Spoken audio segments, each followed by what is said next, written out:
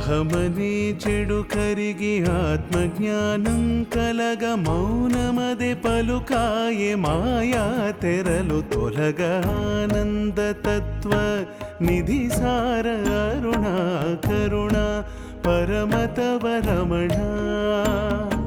పుట్టుకతో జీవితం సాగరం లాంటిదే, పుట్టుకనే ఈ స్థితి మార్చు సద్గతి నీవే ఆనంద తత్వ నిధి సార అరుణా కరుణ పరమతవ రమణ.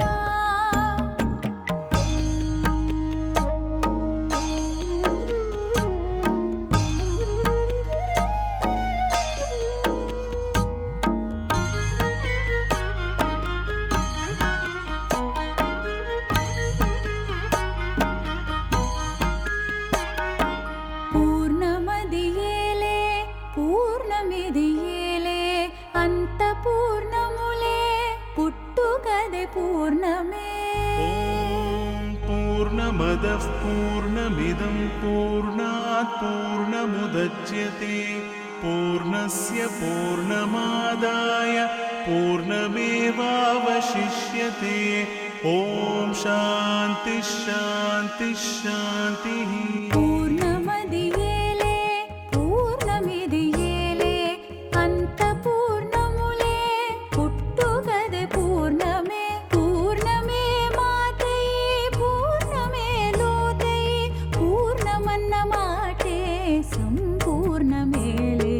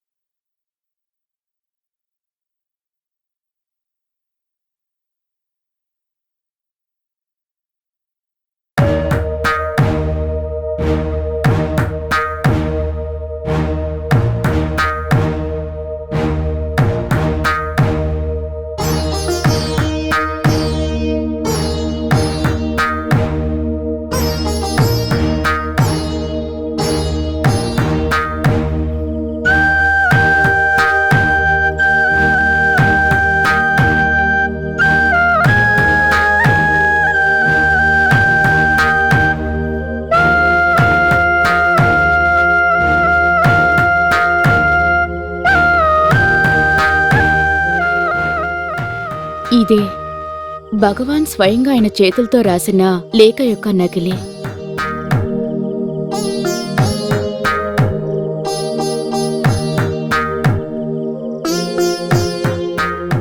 నేను నా తండ్రిని వెతుక్కుంటూ ఆయన ఆదేశం ప్రకారం ఇక్కడి నుండి వెళ్ళిపోతున్నాను. ఇది మంచి కార్యం కోసమే ప్రయాణిస్తున్నాను. అందుకని ఈ పని చేసినందువల్ల ఎవరూ దిగులు పడక్కర్లేదు. నన్ను వెతకడం కోసం ఎవరూ డబ్బు ఖర్చు చేయక్కర్లేదు.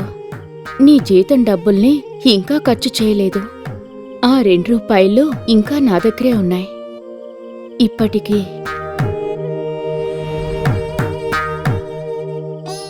ఏదో కోపంలో రాసి వెళ్ళినట్టుగా భగవాన్ చిన్న అన్న అనుకున్నారు. అదే భగవాన్ యొక్క ఉన్నత మనస్తత్వం. అప్పుడు వాళ్ళకి అర్థం కాలేదు. నేను నా తండ్రిని వెతుక్కుంటూ ఆయన ఆదేశం ప్రకారం, అంటే తిరువన్నామలై నుంచి నాకు ఆహ్వానం వచ్చింది. ఇక మీదట అదే నేను నివసించబోయే స్థలం. నేను ఎవరు అనేదానికి నాకు జవాబు దొరికింది. అలాంటి ఉన్నత మనస్తత్వాన్ని వివరించిన లేఖ అది. అలా లేఖ రాసిపెట్టి ఇంటి నుండి బయలుదేరారు భగవాన్ రమణర్.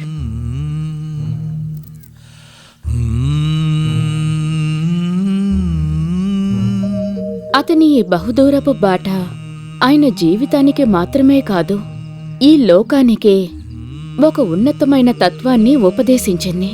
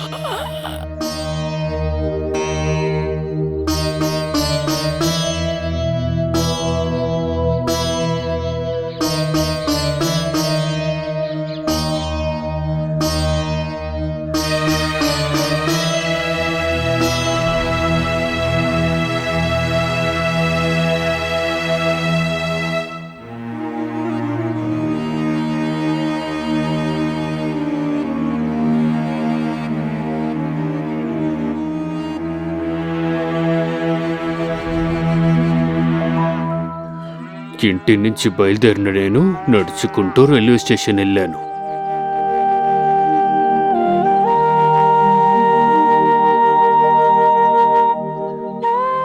రైల్వే స్టేషన్ సగం కిలోమీటర్ దూరంలో ఉంది. నా చేతిలో 3 రూపాయలు ఉన్నాయి. ఆ రోజును చూసి రైలు బండి కాస్త ఆలస్యంగా వచ్చింది. లేకపోతే ఆ బండిని నేను వదిలేసుండేవాడిని. ఏదేది ఎలాలా జరగాలో అది అలాగే జరుగుతాయి. నా విషయంలోనూ అదే జరిగింది. స్టేషన్లోకి వెళ్ళిన వాడిని టికెట్ తీసుకోవడానికి వెళ్ళాను. మదురై నుంచి దిండివనం వెళ్ళడానికి 3rd క్లాస్ టికెట్ తీసుకున్నాను. దానికి ₹2.13 ఇవ్వాల్సి వచ్చింది. ఇక నా దగ్గర 3 అనాలే మిగిలింది. ఆ తర్వాత ట్రైన్ కోసం నేను ప్లాట్ఫామ్లో వేచున్నాను. ట్రైన్ కూడా వచ్చింది. బండిలో ఎక్కి కూర్చున్న తర్వాత ఒక సైబు నా దగ్గరకు వచ్చి కూర్చున్నారు. నాతో మాట్లాడటం మొదలెట్టారు. అతను చెప్పిన తర్వాత అరుణాచలం వెళ్ళడానికి దిండివనం వెళ్ళక్కర్లేదు, విழுப்புరంలో బండి మారి అరుణాచలం వెళ్ళొచ్చని తెలిసింది. ఆ తర్వాత ఏం చేద్దామా అని ఆలోచించాను. బండి తిరుచిరాపల్లి స్టేషన్ వచ్చేసరికి చీకటి పడిపోయింది. నాకేమో బాగా ఆకలేసింది.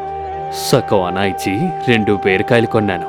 కానీ విశేషం ఏంటంటే ఒక్క కాయలో ఒక్క ముక్క తినేసరికల్లా నా ఆకలి తీరిపోయింది. వెంటనే నిద్ర వచ్చేసింది.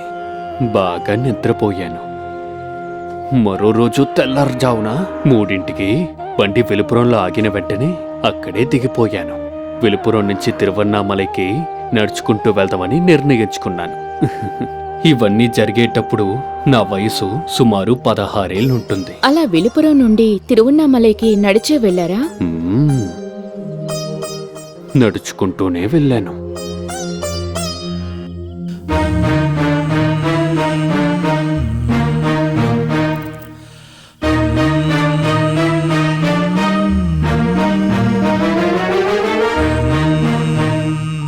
నడుచుకుంటూ వెళ్ళిన మాట నిజమే. కానీ అంతకుముందు చాలా ఆసక్తికరమైన సంఘటనలు జరిగాయి.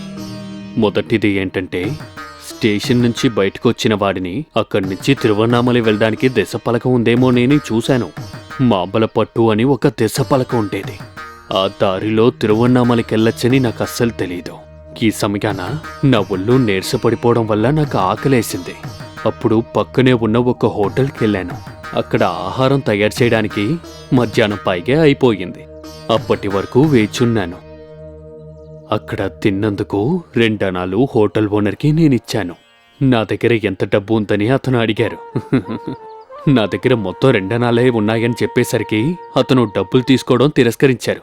అది మాత్రమే కాకుండా మాంబలపట్టు అనేది తిరువన్నామలైకి వెళ్లే దారిలోనే ఉందన్నారు. ఇది ముందే తెలుసుంటే వేరే ఎక్కడికి వెళ్లకుండా ఆ మార్గం ద్వారానే తిరువన్నామలైకి వెళ్ళుంటాను. విழுப்புరం నుంచి మాంబలపట్టుకు వెళ్లేసరికి సాయంకాలం అయిపోయింది. అక్కడి నుంచి తిరువన్నామలైకి నడక మొదలెట్టాను. 10 మైళ్ళు నడిచేసరికి బాగా చీకటి పడిపోయింది. అక్కడ అరణ్య నల్లూరులో ఒక గుడి ఉంది. అక్కడికెళ్ళి ఒక స్తంభం పక్కన కూర్చునున్నాను.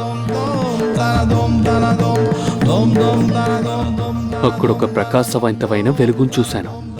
అది దీపం నుంచి వచ్చిన వెలుగు కాదు, అది ఒక ప్రకాశం. 2-3 క్షణాలలో ఆ ప్రకాశం మరుగైపోయింది. అక్కడే ధ్యానంలో కూర్చునున్నాను.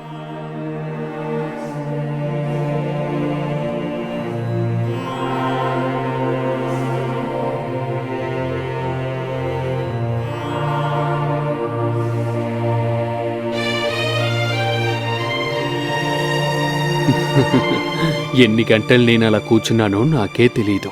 గుడి పూజారి అక్కడికొచ్చి నన్ను లేపి గుడి తలుపులు ముయ్యాలి, అక్కడి నుండి కొంచెం దూరంలో ఉన్న కీళ్ళూరులో ఉన్న ఇంకో గుడికి వెళ్ళాలని చెప్పినందువల్ల నేను అతని వెనకే బయలుదేరాను. అక్కడ కూడా నేను మళ్ళీ సమాధి స్థితికే వెళ్ళాను. ఆ పూజారి మళ్ళీ నన్ను లేపారు. తినడానికి ఏవైనా దొరుకుతుందా అని అడిగాను. అతను ఇవ్వనని తిరస్కరించారు. అప్పుడు అది గమనిస్తున్న మేళం వాళ్ళు తన భాగం భోజనాన్ని నాకిచ్చారు. అది తిన్న తర్వాత నాకు తాగడానికి నీళ్లు కావాల్సొచ్చింది. పక్కనే ఉన్న ఒక పంతులుగారి ఇంటికి వెళ్ళమన్నారు. ఆ ఇంటికి వెళ్లే దారిలో నేను స్పృహ తప్పి పడిపోయాను. కళ్ళు తెరిచి చూసేసరికి అక్కడ కొంతమంది నన్ను ఆశ్చర్యంగా చూస్తున్నారు.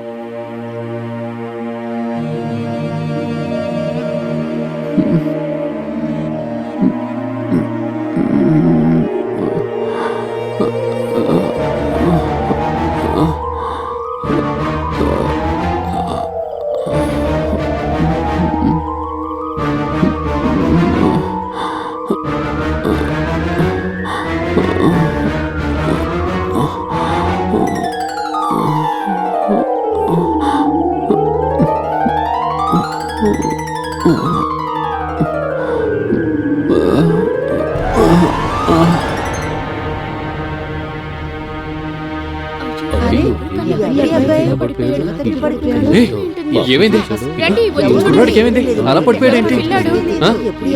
వెళ్ళి నీళ్ళు తీసుకురండి త్వరగా ఆ, ఉండు, నేను వెళ్తాను బాబు ఏమైంది నీకు? పాపం ఏ బాబు? ఇలా పడిపోయాడు. ఏమైందో ఏంటో లేదే. చూడండి జాగ్రత్త. చూడండి. ఇంకెందుకు ఇలా పడిపోయాడు మీకెవరికైనా తెలుసా ఈ అబ్బాయి? చూడండి అలా చూస్తున్నారేంటి? తప్పుకోండి అలా చూస్తుంటే ఎలా? నీళ్ళు తీసుకురండి త్వరగా వెళ్ళండి, వెళ్ళి నీళ్ళు తీసుకురండి.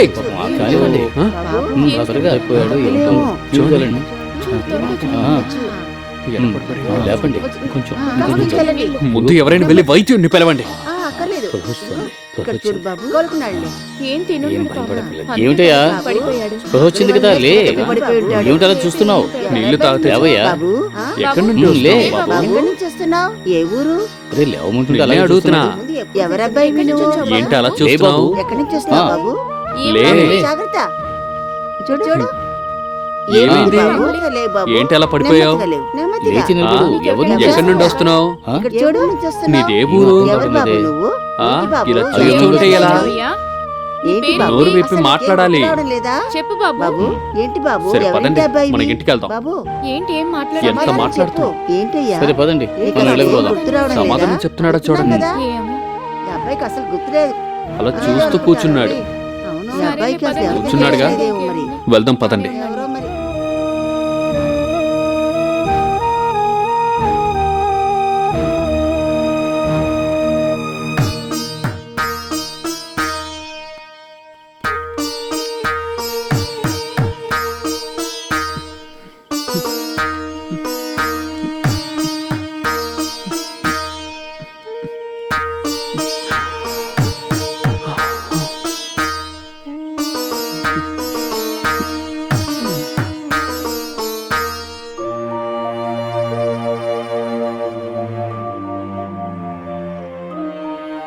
భగవాన్ యొక్క ప్రయాణం కొనసాగింది.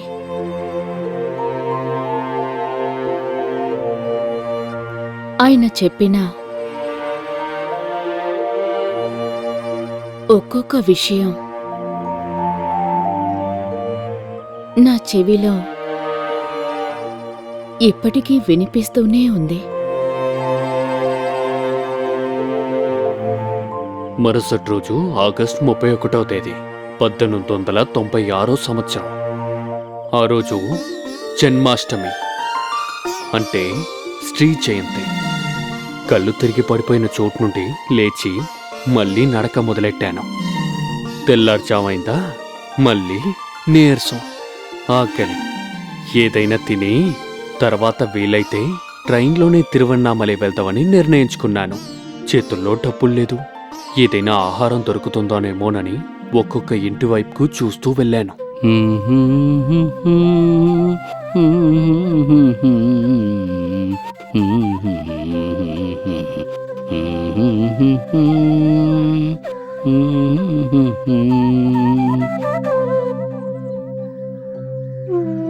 రారా కృష్ణయ్య రారా కృష్ణయ్య దీనులను రారా ఇలా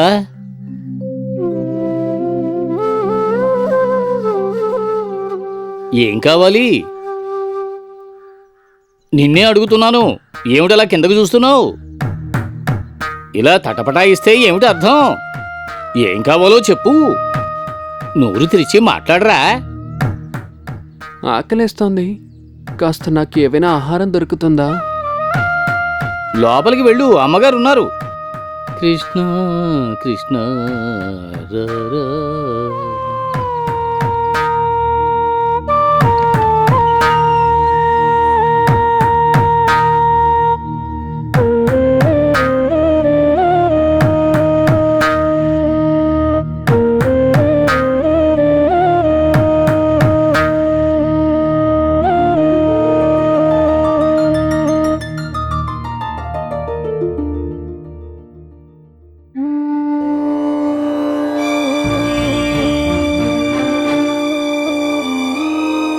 తిను బాబు. ఉమ్.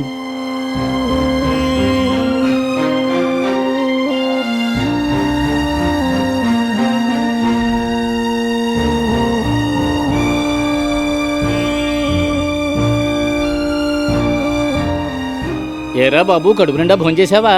భోంచేశాను మావయ్య. మావయ్య, ఒక చిన్న సహాయం. ఇదిగో ఆహారం తీసుకో. తీసుకో బాబు. ఏంటి అలా చూస్తున్నావు? ఈరోజు శ్రీ జయంతి కదా, అందుకే పలహారాలు చేశాను, నీకు ఇస్తున్నాను. వెళ్లే దారిలో ఆకలేసినప్పుడు తిను.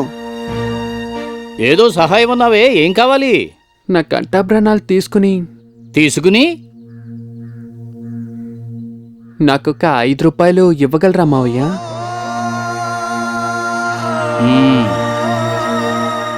5 రూపాయలు అడిగావు, ఇది 20 రూపాయలు చేస్తుంది. నీకు 5 రూపాయలు ఇస్తాను. దాంతోపాటు నా ఇంటి చిరునామా ఇస్తాను. 5 రూపాయలు తీసుకొచ్చి ఇచ్చి వీటిని తీసుకెళ్ళు, సరేనా? సరే మావయ్య. అక్కడి నుండి బయటకొచ్చిన నేను అతను రాసిచ్చిన విలాస కాగితాన్ని చించేశాను. ఎందుకంటే అది నాకు అవసరపడలేదు. కారణం, ఆ కంఠాభరణాలు తీసుకునే ఆశ నాకు లేదు. మళ్ళీ నడక ప్రారంభించాను. రైల్వే స్టేషన్కి వచ్చాను. మరుసటి రోజు ఉదయం వరకు బండి లేనందువల్ల ఆ రోజు రాత్రి మొత్తం స్టేషన్లోనే ఉండాల్సొచ్చింది. అక్కడే నాకు తెలియకుండానే నిద్రపోయాను. తెల్లవారుజామున అయ్యింది. బండి కూడా వచ్చింది. ఎప్పుడెప్పుడా అరుణాచలం వస్తుందని చాలా ఉత్సాహంగా ఎదురుచూశాను. 2-3 గంటల్లోనే నేను తిరువన్నామలకెళ్ళి చేరుకున్నా. తిరువన్నామలై వచ్చిన వెంటనే ఆయన చేసిన కార్యం అన్నామలైని దర్శించుకోవడం. అరుణాచల శివ అరుణాచల శివ అరుణాచల